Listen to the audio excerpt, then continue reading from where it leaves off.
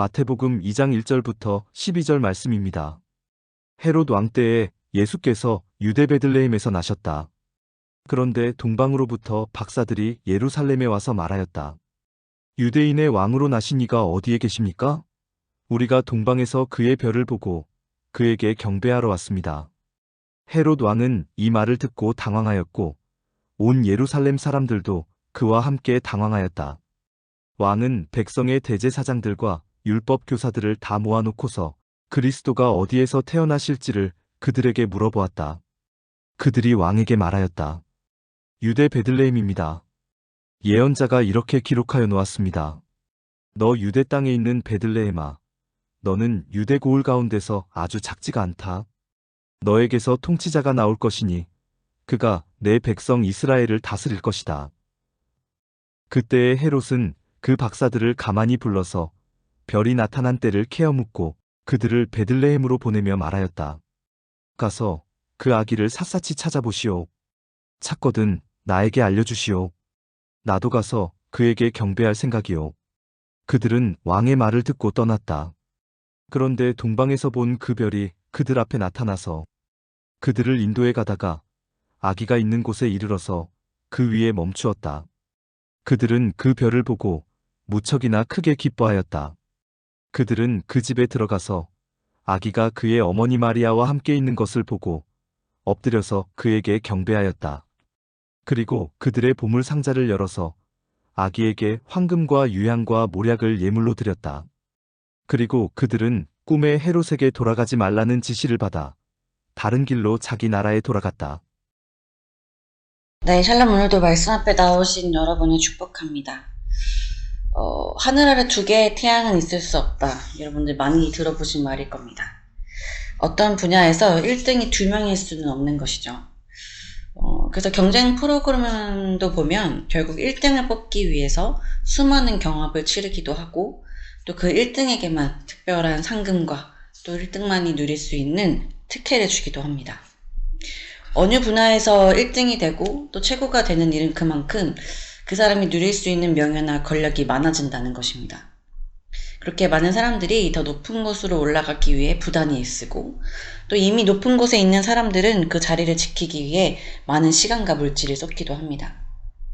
오늘 등장하는 헤롯 왕 역시 자신의 왕권을 지키기 위해 엄청난 노력을 기울였던 왕입니다. 헤롯은 우리에게 잘 알려진 이제 헤롯 대왕인데요. 아버지 안티파테르의 권세를 힘입어 25살 젊은 나이에 유대의 행정장관이 되었습니다. 이후 예루살렘을 무력으로 공략하여서 이제 이스라엘의 왕이 되었죠.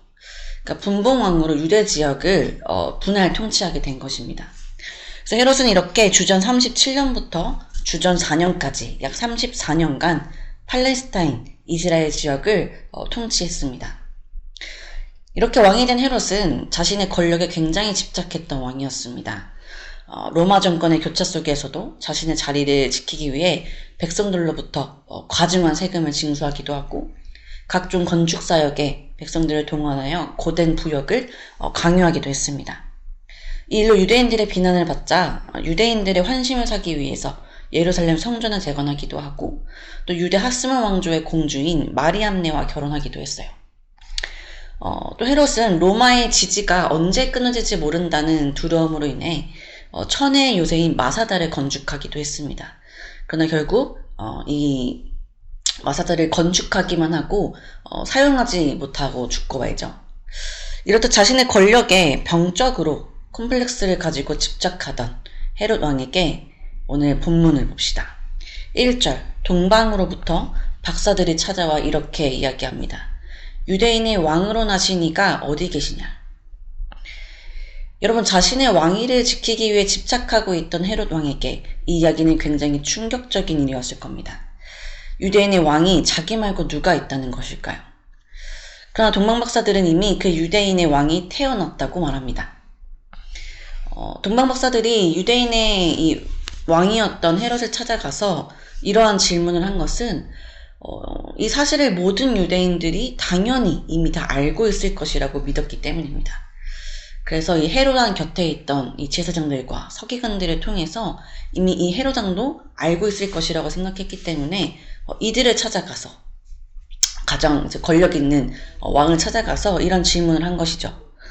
그러나 유대인들은 사회에서 예수님의 탄생을 전혀 알지 못하던 상황이었습니다. 그 3절에 보니 헤롯 왕과 온 예루살렘이 듣고 혼란에 빠집니다. 여러분, 이때 헤롯 왕은 70세였는데 이미 신경 과민, 과대망상증으로 자신의 아내와 아들들을 그리고 또 5명의 마카비 용사들을 살해했던 인물이었습니다. 그러나 지금 이 소식을 듣고 있던 이 70세의 헤롯 왕이 정신을 못 차린 것은 당연한 일인 거죠. 그러나 정신을 차리고 헤롯은 마음을 추스린 뒤 4절 제사장들에게 묻습니다. 그리스도가 어디서 나겠느냐? 여러분, 그런데 이 헤롯의 질문에 5절 이 대제사장들이 모른다고 대답하는 것이 아니라 베들레헴이라고 대답을 합니다. 그뿐만 아니라 그분이 이스라엘의 목자가 되실 것이라고까지 이야기해요. 그러니까 이미도 이들은 그리스도가 어디에서 태어나실지 알고 있었다는 겁니다. 그렇다면 왜 이 동방박사들이 헤롯을 찾아오기까지 대제사장들과 서기관들은 침묵하고 있었을까요? 원래 이 대제사장직은 계승제입니다. 그러니까 아론의 후손들에게만 계승되는 영구직이었습니다. 그러나 헤롯은 자신이 원하는 자들을 이 대제사장으로 임명하는 지명제로 바꿔버려요. 그 때문에 이 헤롯의 눈치를 보던 이 대제사장들과 서기관들은 예수님께서 베들레헴에서 탄생하실 것을 정확히 알고 있었지만 예수님을 경배하러 가지도 않았고 또 이 사실을 헤롯 왕에게 알리지도 않았다는 겁니다. 그러나 이 기쁨의 소식은 감춰질 수 없었고 결국 동방에서 별을 보던 동방박사들에 의해 알려지게 된 것입니다. 자신의 왕위를 위협하는 예수가 태어난 소식을 들은 헤롯은 아기 예수님을 죽이기 위해 7절 별이 나타난 때를 자세히 묻습니다. 이는 결국 다음 장에서 이때를 기준으로 태어난 많은 아이들이 죽는 사건으로 이어지게 되죠. 그러나 헤롯은 자신의 이러한 의도를 숨긴 채 동방박사들에게 이렇게 이야기합니다. 베들레헴에 가서 그 아기를 찾거든 내게도 알려주어 경배하게 하라. 동방박사들은 이 말을 듣고 아기 예수님을 찾아 베들레헴으로 갑니다. 그리고 기쁨으로 아기 예수님께 경배하며 황금과 유향과 모략을 예물로 드리죠. 이렇게 아기 예수님을 기쁨으로 맞이한 이 박사들은 이 땅에 진정한 왕으로 오신 예수님의 소식을 유대의 왕 헤롯에게 전하여서 유대의 모든 사람들이 알기를 바랬을 겁니다. 하지만 하나님께서 꿈을 통해 헤롯에게 돌아가지 말라고 지시하십니다. 그래서 결국 이 박사들은 헤롯에게 가지 않고 자신의 고국으로 돌아가게 되죠. 여러분, 오늘 우리에게 소개된 헤롯 왕은 결국 예수님이 나셨다는 소식을 들은 지 얼마 되지 않아 치명적인 병에 걸려 죽고 맙니다. 헤롯이 집착했던 왕의 권력도 결국 영원하지 않았던 것입니다. 뿐만 아니라 헤롯은 자신의 왕위에 집착한 나머지 진정한 왕으로 오신 예수 그리스도를 알아보지도 못했습니다. 이것은 헤롯 왕 안에 있던 제사장들과 서기관들 역시 마찬가지였습니다. 더 나아가 유대의 백성들 역시 예수님의 탄생에 대해 어떠한 마음의 준비도 하지 못했고 끝내 믿지 못하여서 이후 예수님을 배척하고 십자가에 못 박아버리는 비극을 저지르고 말죠. 여러분, 우리는 서두에서 어떤 분야에 1등이 되는 것, 최고가 되는 것에 대해 나누었습니다. 어느 분야에서 최고가 되는 것, 이건 나쁜 일이 아닙니다. 정당한 방법으로 그 자리에 올라갔다면 박수받아 마땅한 일이겠죠.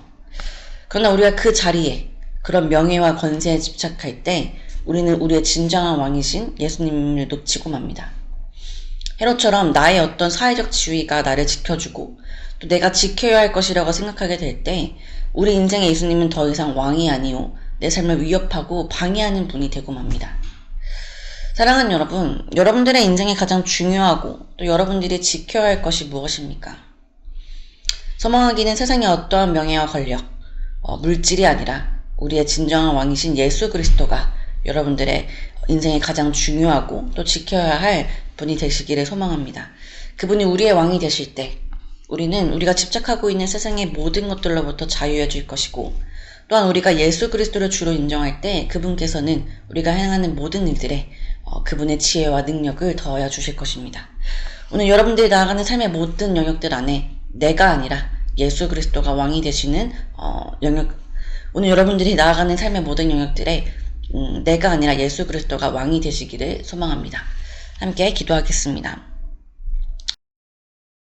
하나님, 오늘도 말씀으로 하루를 시작하게 하시니 감사드립니다. 하나님, 유대인의 왕이었던 헤롯은 자신의 왕권을 지키기 위해 많은 노력을 기울였으나 결국 자신의 아내도 아들도 죽이는 집착으로 인해 신경과민과 거대의 망상을 겪다 죽고 말았습니다. 그가 지키고자 했던 왕위가 오히려 그의 마음을 망치고 지켜주지 못한 것입니다. 주님, 우리 삶에도 헤롯처럼 우리가 집착하고 있는 것들이 있습니까?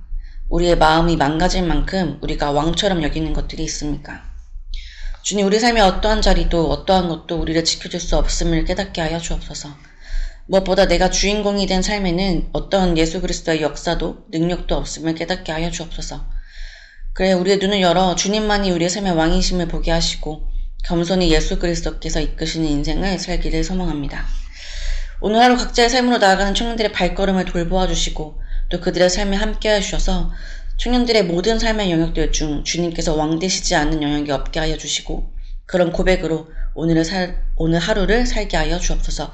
감사합니다. 우리의 진정한 왕이시오 목자 되신 예수 그리스도의 이름으로 기도드립니다. 아멘.